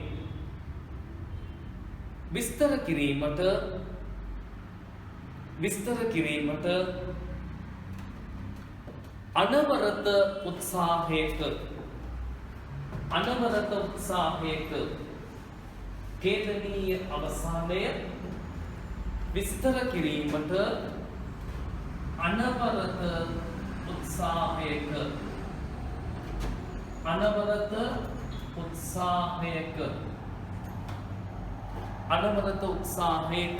යෙදෙන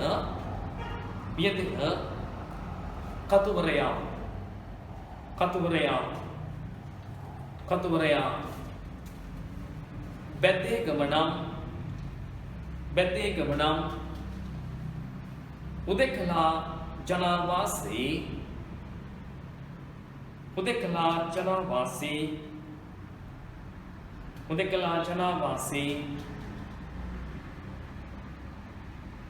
අභාවයට යාමේ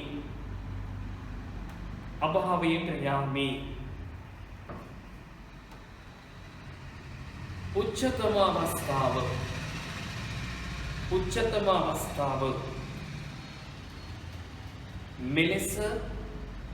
මෙලෙස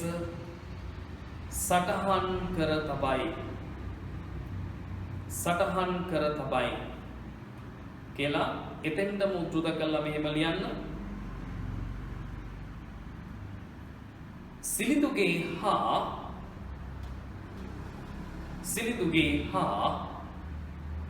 බස්තියන් අප්පුගේද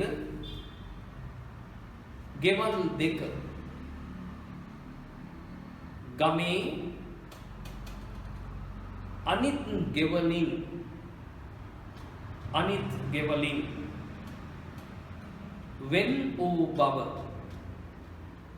වෙන් වූ බව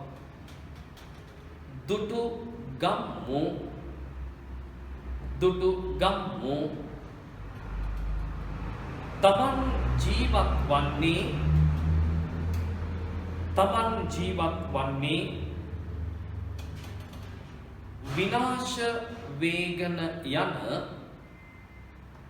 විනාශ වේගන යන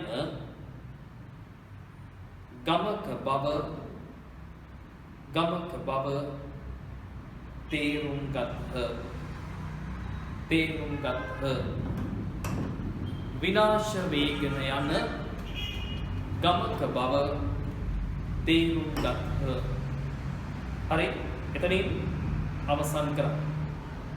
දැන් බැද්දේගම ක්‍රමයෙන් අභාවයට ගිය ආකාරයේ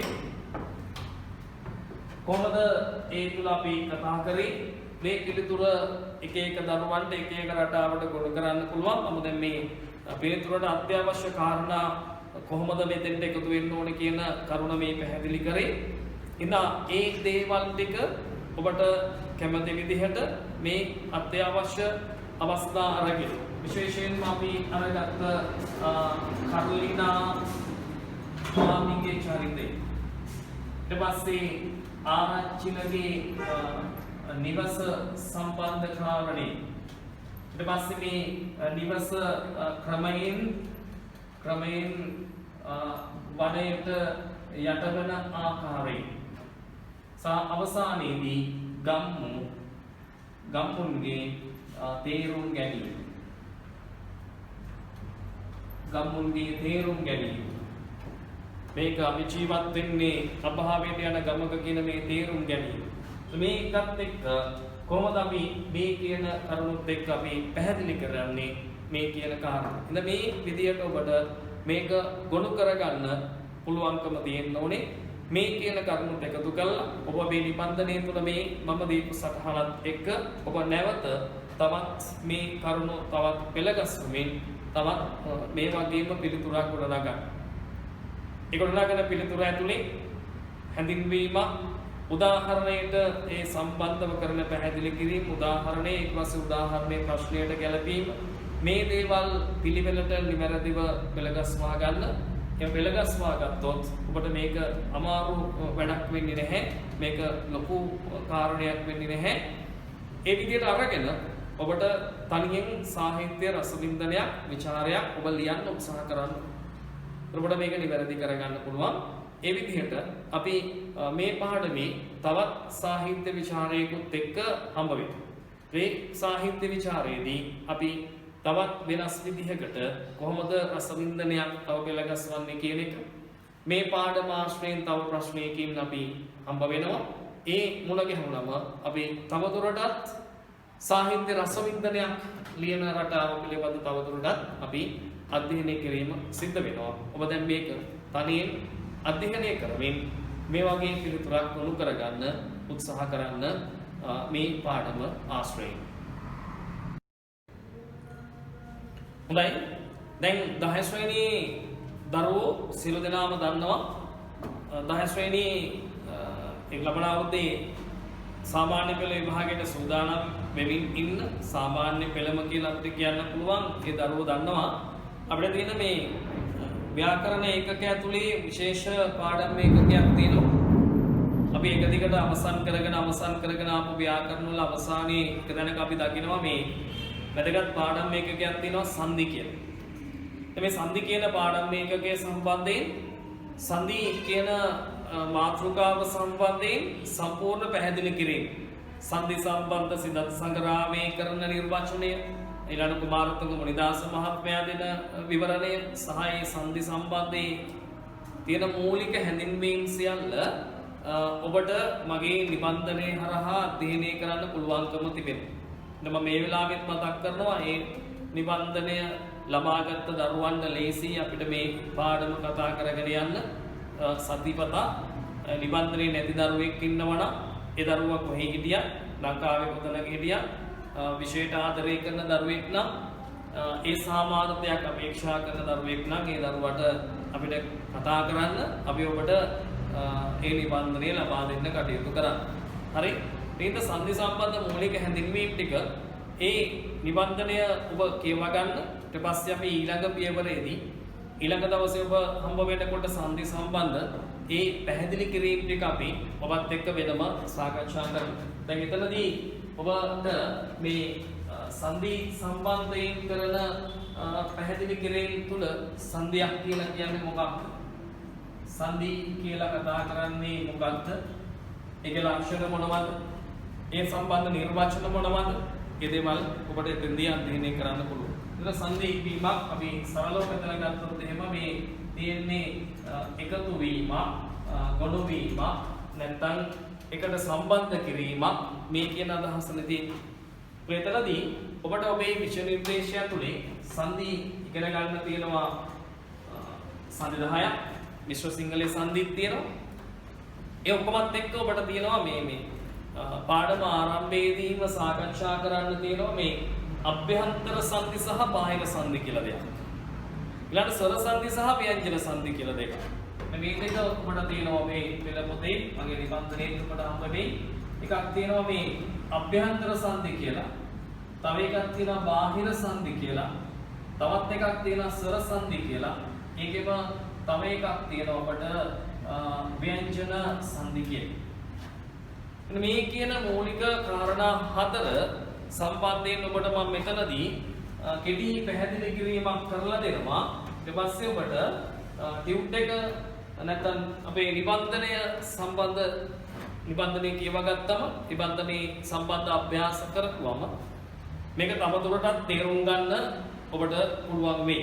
දැන් පළවෙනි එක තියෙනවා මේ අභ්‍යන්තර සංධි කියලා. මේ අභ්‍යන්තර සංධි කියන්නේ අභ්‍යන්තර කියන්නේ ඇතුලේ සංධි වෙන්නේ ඒවා. මොනවාද මේ අභ්‍යන්තර සංධි කියලා අපි කතා කරන්නේ මොකක්ද? දැන් අපිට මේක සරලව මෙන්න මෙහෙම මතක තියාගන්න ලේසි. අපි අර පුතේ නාමපද පාඩමේදී ඉගෙන ගත්තානේ මේ ප්‍රකෘති ප්‍රත්‍ය වෙන් කිරීමක් කියලා දෙයක්. ප්‍රකෘතිය සහ ප්‍රත්‍ය වෙන් කිරීම.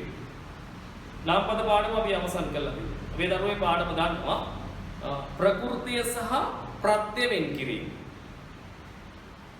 දැන් අපි එහෙම එකක් කරමු. දැන් උදාහරණයක් අපිට නාමපදයක් දෙනවා වැද්දා කියලා.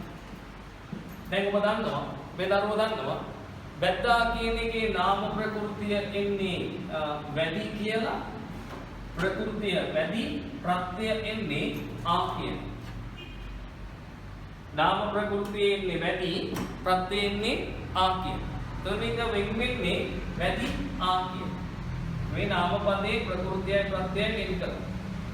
මෙන්න මේ වගේ ප්‍රකෘතිය සහ ප්‍රත්‍යය අතර සිද්ධ වෙන සංධිකරණය අපි කියන්නේ අභ්‍යන්තර සංධි කියලා. ඒ වගේ සංධි පද අපි හඳුන්වන්නේ අභ්‍යන්තර සංධි පද කියලා. දැන් තව උදාහරණයක් ගත්තොත් අපි මිනිසා කියන නාම පදය ලිව්වොත් දැන් මේ මිනිසා කියන නාම පදේ නාම ප්‍රකෘතිය මොකද්ද? මිනිස්. ප්‍රත්‍යය මොකද්ද? ආ.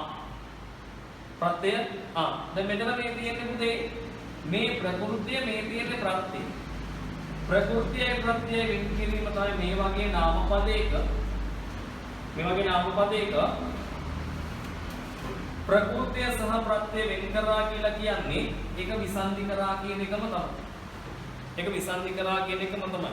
මෙන්න මේ වගේ ප්‍රකෘතිය සහ ප්‍රත්‍යය අතර සිදුවන සංධිකරණය අපි හඳුන්වනවා අභ්‍යන්තර සංධිකරණය කියලා. අභ්‍යන්තර සංධිකරණය කියලා. දැන් ඒ වගේම අපි තව නාම පදයක් අපි ලිව්වොත් එහෙම බල්ලා කියන. බල්ලාගේ නාම ප්‍රකෘතිය මොකක්ද ඉන්නේ? බලුනේ. ප්‍රත්‍යය මොකද්ද? ආනේ. මේ කරේ ප්‍රකෘතියයි ප්‍රත්‍යයයි වෙන් කරන එකනේ. අන්න එහෙම ප්‍රකෘතිය සහ ප්‍රත්‍යය අතර සිද්ධ වෙන සංධිකරණය හඳුන්වන්නේ අභ්‍යන්තර සංධි කියලා. පැහැදිලි? අපේ නිබන්ධනය තුල කියවන්න මේ වගේ උදාහරණ සහිත ඒ පැහැදිලි කිරීම තියෙනවා. ඊළඟ එක තියෙන්නේ බාහිර සංධි කියලා. බාහිර සංධි. දැන් ප්‍රකෘතිය සහ ප්‍රත්‍යය අතර සිද්ධ වෙන සංධිකරණය අභ්‍යන්තර සංධිකරණය. මොනවාද බාහිර සංධි කියලා අපි කතා කරන්නේ?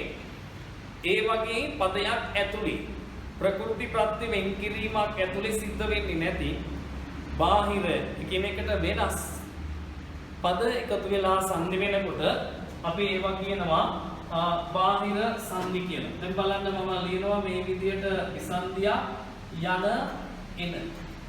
මේක සංධි වෙනවා යනෙන කියලා. සංධි වෙනවා යනෙන කියලා. දැන් මෙතන පද දෙකක් නෙදී. අර වගේ ප්‍රකෘති ප්‍රත්‍ය වෙන් කිරීමක් නෙවෙයි තියෙන්නේ. පද දෙකක් තියෙනවා. එතෙක් තුනලා සංධි වුණා මේ විදිහට. එතන තියෙනවා යනෙන කියලා. අපි ඒ වගේම හලවන්නේ ඒ වගේම හඳුන්වන්නේ බාහිර සංධි කියලා. දැන් තව උදාහරණයක් ලියන්න. දකුණු අත. ඔබට පේනවා මේ වෙනස්ම පද දෙකක් තියෙනවා. දකුණු අත සංධි වෙනවා දකුණත කියලා. සංධි වෙනවා දකුණත කියලා වෙනස් පද දෙකක් සංධි කරලා මේ වෙනස් විසන්ධියක් එකතු කරලා මේක හැදුවේ. වෙනස් පද දෙකක්. අභ්‍යන්තරයේ සිද්ධ වෙන්නේ නැහැ. ප්‍රකෘති ප්‍රත්‍ය වෙන්නේ නැහැ. මේ වගේ ඒවා අපි හඳුන්වනවා මොන සංධි කියලාද? බාහිර සංධි කියලා. බාහිර සංධි කියලා. හරි. දැන් අභ්‍යන්තර සංධි සහ බාහිර සංධි කියන එක ඔබට ඒ විදිහට මතක තියාගන්න පුළුවන්. ඊට පස්සේ ඔබට ඒ වගේ තව අභ්‍යාසත් එක්ක ඒ වගේ සංධි කිරීමක් හඳුනා ගන්න පුළුවන්. ඊළඟට ඔබේ 10 ශ්‍රේණියේ පොතේ තියෙනවා ස්වර සංධි සහ ව්‍යංජන සංධි කියලා තව බෙදීමක්. ස්වර සංධි සහ ව්‍යංජන සංධි කියලා තව බෙදීමක්. ඒක මෙන්න මේ විදිහට පදක තියාගන්න. දැන් පදයක් විසන්ධි කරපුවම පස්සේ කියන්නේ පද දෙකක් විදිහට පදාන විදිහට වෙන් කරපුවම පස්සේ විසන්ධි කරපුවම පස්සේ දැන් සාමාන්‍යයෙන් අපි හිතමු A කියලා පදයක් තියෙනවා B කියලා පදයක් තියෙනවා. මේ වගේ අපි හිතමු මේ තියෙන්නේ පළවෙනි පදය මේ තියෙන්නේ දෙවෙනි පදය කියන පද දෙකක් තියෙන්නේ. දැන් ඒතර සන්ධිකරණය සිද්ධ වෙන්නේ මෙන්න මේ ඉස්සර වෙලාම තියෙන පදේ අන්තිමට තියෙන අකුරයි මෙතන තියෙන පදේ මුලින් තියෙන අකුරයි දෙක අතරේ සන්ධිකරණය සිද්ධ වෙන්නේ. ඒ කියන්නේ පළවෙනි පදේ අග අකුර සහ අග පදේ මුල අකුර. මුල් පදේ අග අකුර සහ අග පදේ මුල් අකුර. මේකට අපි කියනවා පූර්ව රූපය, මේකට කියනවා පර රූපය. මේ මුල් පදේ අග අකුර සහ අග පදේ මුල අකුර. මේ දෙක තියෙන්න පුළුවන් ආකාර කීපයක. එකක් තමයි මේ මුල් පදේ අග අකුර තියෙන්න පුළුවන් ස්වරය, එහා පැත්තේ මුල අකුර තියෙන්න පුළුවන් ස්වරය. ඒක විදිහක්. තව විදිහක් තියෙන්න පුළුවන් මෙතන තියෙන්න පුළුවන් ස්වරය, මෙතන තියෙන්න පුළුවන් ව්‍යංජනය. ඊළඟට මොකද්ද? මෙතන තියෙන්න පුළුවන් ව්‍යංජනය, මෙතන තියෙන්න පුළුවන් ස්වරය. මේ තියෙන්නේ මුල් පදයේ අග අකුර, මේ අග පදයේ මුල අකුර. ඊට පස්සේ මෙතනත් තියෙන්න පුළුවන්, ඒ කියන්නේ මුල් පදයේ අග තියෙන්න පුළුවන් ව්‍යංජනය, මෙතනත් තියෙන්න පුළුවන්, ඒ කියන්නේ පසු පදයේ මුලක් තියෙන්න පුළුවන් ව්‍යංජනය. මේ කියන ආකාර හතරකට තියෙන්න පුළුවන්, වෙන අකුරු තියෙන්න බෑනේ. එහෙම තිබ්බම දැන් ඔයාලට පේනවද මෙතන තියෙන්නේ ස්වර දෙකක්. මුල් පදයේ අග අකුරක් ස්වරයක්, අග පදයේ මුල අකුරක් ස්වරයක්. ව්‍යංජන වල සම්බන්ධයක් නැහැ. මෙතන අනිත් අවස්ථා තුනේම ව්‍යංජන වල සම්බන්ධයක් තියෙනවා. මෙන්න මේ අවස්ථාව මේ වගේ සංදි පදයක නැත්නම් විසන්ධියක මේ විදිහට තිබ්බොත් ස්වර දෙකක්ම තිබ්බොත් අපි ඒව හඳුන්වන්නේ ස්වර සංදි කියලා. මේවා මේ අවස්ථා තුනේම සංදි පද අපි හඳුන්වන්නේ ව්‍යංජන සංදි කියලා. ව්‍යංජන සංදි කියලා. ඔබට මේක අධ්‍යයනය කරන්න පුළුවන් අභ්‍යාසත් එක්ක සහ පෙළ පොතත් එක්ක. දැන් එක උදාහරණයක් ඔබට ලියලා දෙන්නොත් ඔබ ලියන්න මේ වගේ විසන්ධියක් මම ලියනවා පුර අංගන කියලා. පුර අංගන. පුර අංගන. බලන්න පුර කියන තැන මොකද වෙන්නේ? එතන ර කියනකොට බලන්න. ර කියනකොට තියෙන්නේ අන්තිමට මොකක්ද ස්වරය? මෙතන තියෙනවා අ කියන ස්වරය. අයන්න කියන. මෙතනක් තියෙනවනේ අයන්න. එතකොට පේනවනේ මේ විසන්ධියේ මේ මුල් පදයේ අගක් තියෙන ස්වරයක්. මේ අග පදයේ මුල තිබුණේ ස්වරය. දෙකම ස්වරණි. අන්න මේ වගේ සංදි පද නැත්නම් මේ වගේ විසන්ධි පද සංදි වෙනකොට අපි කියනවා ඒවා ස්වර සංදි කියලා. අපි ඒවා කියනවා ස්වර සංදි කියලා. තව උදාහරණයක් දෙන්නම්. දේ අත බලන්න දේ කියන තැන මේ කියන මුල් පදයේ අන්තිමට තියෙන අකුර මොකක්ද? එයන්න තියෙනවනේ මෙතන. මෙතන තියෙනවනේ අයන්න. මෙන්න මේ වගේ සංදි වෙන අවස්ථාව කියනවා ස්වර සංදි කියලා. ස්වර සංදි අවස්ථා කියලා කියනවා. එහෙම නැතුව යෙදෙන හැම එකක්ම අපි හඳුනා ගන්නවා මොන සංදි අවස්ථා කියලාද? ව්‍යංජන සංදි අවස්ථා කියලා. ඒ කියන්නේ මුල් පදයේ අග ස්වරයක් සහ අග පදයේ මුල ස්වරයක් සහිතව තියෙන විසන්ධි පද සහිත සංධිකරණය ස්වර සංධි විදිහට අනිත් ඕනෑම වෙලාවකදී මුල් පදයේ අග හරි අග පදයේ මුල හරි ව්‍යංජනයක් තියෙනවා නම් අපි ඒක හඳුන්වනවා ව්‍යංජන සංධි කියලා. උදාහරණයක් ගත්තොත් විසන්ධියක් දෙනවා වල් අම්බලම කියලා. බලන්න මෙතන ස්වරයක් තිබ්බට මෙතන ව්‍යංජනයක් තියෙනවා. මෙතන තියෙන හල් අකුරක් හල් අකුරේ ස්වර නැහැ. මෙතන තියෙන ව්‍යංජනය. ඒතර ඒක ව්‍යංජන සංදි ගණයට අපි දාන්නේ. හරි? ඒ විදිහට ඔබට මේක පැහැදිලි කරගන්න පුළුවන්. ඉතින් දැන් තව එකක් මෙතන ලියුවොත් එහෙම නිල් උපුල් බලන්න මෙතන ස්වරයක් තිබ්බම මෙතන ව්‍යංජනයක් තියෙනවා. එහෙනම් මුල් පදයේ අග සහ අග පදයේ මුල කියන ස්ථාන දෙකේම ස්වර අක්ෂර සහිතව නැත්නම් ස්වර ශබ්ද සහිතව සංධිකරණයේ සිද්ධ වෙන අවස්ථා ස්වර සංධි අවස්ථා විදිහට සලකනවා. ඒ අවස්ථා දෙකෙන් ඒ කියන්නේ මුල් පදයේ අග සහ අග පදයේ මුල කියන තැන් දෙකෙන් ඒ ස්ථාන දෙකේම හරි දෙකෙන් එක තැනක හරි ව්‍යංජන අක්ෂරයක් සහිතව සංධි වීම සිද්ධ වෙලා තියෙනවා නම් අපි ඒක හඳුන්වන්නේ ව්‍යංජන සංධි කියලා. හරි? ඒ මූලික පැහැදිලි කිරීම ඔබේ පෙළ පොත සම්බන්ධයෙන් උත් තියෙනවා. ඔබට අපේ නිබන්ධන අධ්‍යයනය කළා ඉගෙන ගන්න පුළුවන්. ඒතර මුල් පැහැදිලි කිරීම ටිකක් එක සහ ඉදිරියේදී සිංහල සංධි 10 සහ මිශ්‍ර සිංහලේ සංධි සමග සංධි නිබන්ධනයත් එක්ක අපි ඊළඟ පාඩම් මේකකයේදී හම්බ වෙනවා. ඉතින් විශේෂයෙන් මතක් කරනවා 10 ශ්‍රේණියේදී මේ පාඩමත් එක්ක 11 ශ්‍රේණියේදී ඔබට මේ පාඩම වැදගත් වෙන හින්දා සම්පූර්ණයෙන් අපි අපේ පාඩම් මාලාව කරගෙන යද්දී සංධි වල හැඳින්වීමේ ඉඳලා සම්පූර්ණ සංධි 10 දක්වාම ඒ පැහැදිලි කිරීම ටික ඊළඟ දිනේ පාඩමේ ඉඳලා එක පෙළට කරගෙන යනවා. ඒ කරගෙන යද්දී ඔබට ඔබේ සම්පූර්ණ විෂය ආවරණය කර ගැනීම සඳහා අඩුම වශයෙන් අපේ නිබන්ධනය තුළ අභ්‍යාස 550 ආවරණය කරනවා. ඒත් එක්ක ඔබ කොහෙ හිටියත් අපිත් එක්ක එකතු වෙන්න කියලා ඉල්ලීම කරමින් අද දවසට ඔබෙන් සමුගන්නවා. සියලු දෙනාටම සුබ දවසක් වේවා. ආයුබෝවන්.